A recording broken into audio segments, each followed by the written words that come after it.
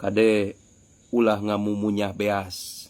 Lamun nyaho kana asal usul beas, maka bakal lebar kana beas. Jeung bakal ngalap barokah tina beas.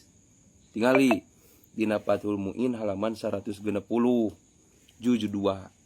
Qaul huwa aruzun dina i'anah tingali bipatil hamzati. Di dia dibahasakeun watu sanu as-sholatu ala nabi sallallahu alaihi wasallam inda aklihi. Bahkan kumulia-muliana beas disunatkeun dina nalika ngadahar beas sangu urang mah nya ulah beas nama eta teh kudu maca sholawat ka Kanjeng Nabi li annahu khuliqa min nurihi. Sabab ari beas mah eta teh didamel langsung tina cahaya Kanjeng Nabi. Tuh mata ulah ngamumunya beas euy, ulah ngamumunya sangu. Lamun urang ngamumunya sangu berarti urang teh eta sami sareng teu ngamulyakeun ka Kanjeng Nabi.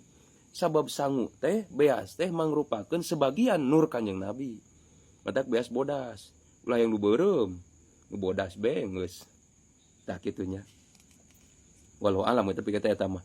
Pain kila innal asya'a kullaha khuliqat min nurihi. Pan sakabeh perkara oge diciptakeun teh tina nur Kanjeng Nabi sanes. Kitu tah kan aya pertanyaan kitu tah. Ujiba dijawab ayeuna nya pertanyaan kitu bi annahu khuliqa min nurihi bila wasitotin. Ari beas mah diciptakeun tina nur Kangjeng Nabi tanpa aya pelantara. Beda jeung nu sanes.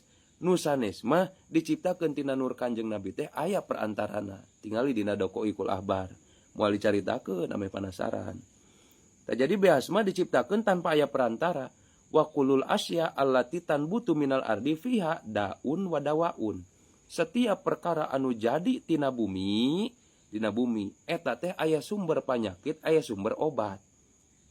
Kade kaos laleur euy lareuh memang teu diciptakeun terjadi tina langit tina bumi. Kaos laleur lamun teh makana kopi lelepkeun we sakalian sabab dina jangjangna aya panyakit, aya obat kan gitu. Tah masing ayeuna peuteuy beureum peuteuy dahar we jeung cangkangna.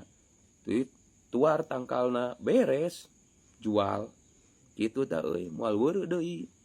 Karena itu aya obatna, aya obat, aya panyakitna. Ila ruzu angin beas.